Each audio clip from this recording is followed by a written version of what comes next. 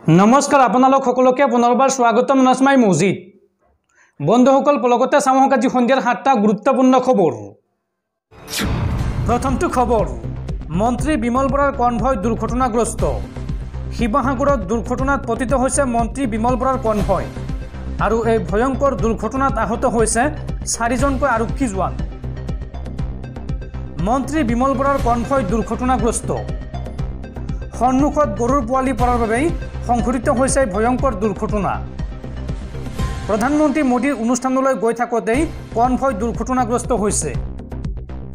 টিংখাঙৰ পৰা যোৰহাটলৈ আহি আছিল মন্ত্ৰী বিমল বৰাৰ কনভয় আৰু এই দুৰ্ঘটনাত আহত হৈছে কনভয়ত থকা 4গৰাকী আৰক্ষী জোৱান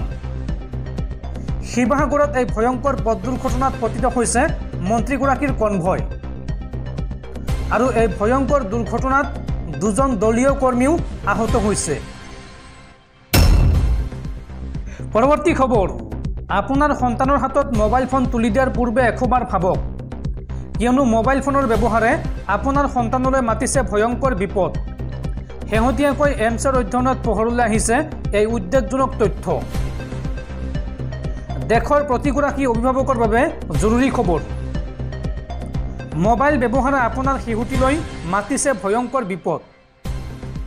এমছৰ অধ্যয়নত পোহৰলৈ আহিছে এই ভয়ংকৰ তথ্য 10 পৰা 15 বছৰৰ শিশুৰ মাজত বৃদ্ধি পাইছে ৰোগৰ সংখ্যা বিগত 12-13 বছৰত শিশুৰ মাজত বৃদ্ধি পাইছে চকুৰ সমস্যা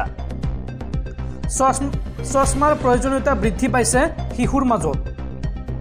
চহৰৰ প্ৰতি 4টা শিশুৰ মাজত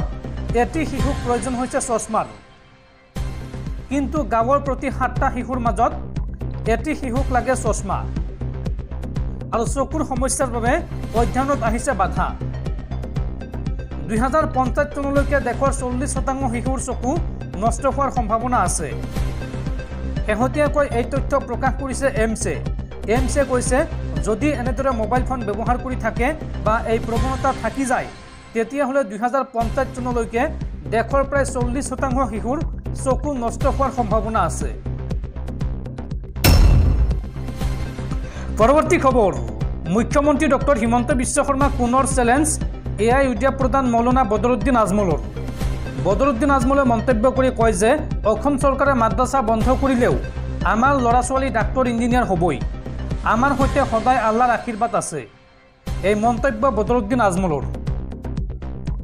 বিজেপিৰ বিৰুদ্ধে পুনৰ সৰব এআই উদ্যাপ প্ৰধান মৌলানা বদৰুদ্দিন আজমল বৰপেটাত বিশাল জনসভাত বিজেপিক তীব্ৰ সমালোচনা বদৰুদ্দিন আজমলৰ অসম চৰকাৰৰ সৈতে মোৰ টক্কৰ চলি আছে এই মন্তব্য আজমলৰ লগতে মন্তব্য কৰি কয় যে চৰকাৰে মাদ্ৰাছা বন্ধ কৰিলেও আমাৰ ল'ৰা ছোৱালী ডাক্তৰ ইঞ্জিনিয়াৰ হ'বই আমাৰ সৈতে সদায় আল্লাহৰ আশীৰ্বাদ আছে 1 টকাও নোহোৱাকৈ আমাৰ ছাত্ৰ ছাত্ৰী ডাক্তৰ ইঞ্জিনিয়াৰ হৈছে চৰকাৰে এতিয়ালৈকে 800 চিকিৎসক নিৰ্মাণ কৰিব পৰা নাই বা বনাব পৰা নাই কিন্তু আজমলৰ প্ৰতিষ্ঠানৰ পৰা এতিয়ালৈকে 800 চিকিৎসক ওলাই গৈছে মুখ্যমন্ত্ৰীয়ে যিমানে বেয়া চিন্তা কৰিব সিমানে মুছলমানসকল আগবাঢ়ি যাব মুখ্যমন্ত্ৰীয়ে কয় মাদ্ৰাছা বন্ধ কৰক আৰু ডাক্তৰ ইঞ্জিনিয়াৰ বনাওক মুখ্যমন্ত্ৰী হিমন্ত বিশ্ব শৰ্মাই ধৰ্মৰ নামত শপত খাইছে নেকি বুলি প্ৰশ্ন বদৰুদ্দিন আজমলৰ লগতে কয় যদি মুখ্যমন্ত্ৰীয়ে ধৰ্মৰ নামত শপত খোৱা নাই তেন্তে তেওঁ আমাক সহায় কৰক আমাৰ প্ৰতিষ্ঠানক সাহায্য দিয়ক আৰু প্ৰতিষ্ঠানৰ ভাল গুণ গাওক আৰু এই নিৰ্বাচনী জনসভাত কংগ্ৰেছকো খুৰদাৰ সমালোচনা বদৰুদ্দিন আজমলৰ বন্ধুসকল তাৰপিছত 4 নম্বৰ খবৰটো জনোৱাৰ আগতে আপোনালোকৰ এটা সৰু ৰিকুৱেষ্ট যদি তেওঁলোকে এই ভিডিঅ'ত লাইক কৰা নাই তেন্তে প্লিজ এটা লাইক কৰি দিয়ক আৰু এনেকুৱা ধৰণৰ নতুন ভিডিঅ' পাবলৈ চেনেলটো ছাবস্ক্ৰাইব কৰি কাষত থকা বেল আইকনটো প্ৰেছ কৰি ৰাখক পৰৱৰ্তী খবৰ ৰাজ্য চৰকাৰৰ বৃহৎ ঘোষণা অসমৰ ইউটিউবাৰসকললৈ ভাল খবৰ আনিছে অসম চৰকাৰে অসমৰ ইউটিউবাৰসকলক চৰকাৰী অনুদান আগবঢ়াব অসম চৰকাৰে ইউটিউবত ভিডিঅ' বনোৱা সকললৈ ভাল খবৰ অসমৰ ইউটিউবাৰে লাভ কৰিব চৰকাৰী অনুদান 100K ছাবস্ক্ৰাইবাৰ বা তাতকৈ অধিক ছাবস্ক্ৰাইবাৰ থকা সকলেহে কৰিব পাৰিব আবেদন DIPRত পঞ্জীয়নভুক্ত ইউটিউবাৰে লাভ কৰিব চৰকাৰী অনুদান আৰু আবেদনৰ বাবে আহ্বান জনাইছে DIPRে 8 মাৰ্চৰ পৰা আৰম্ভ হৈছে আবেদন প্ৰক্ৰিয়া আৰু অহা 22 মাৰ্চৰ ভিতৰত কৰিব লাগিব আবেদন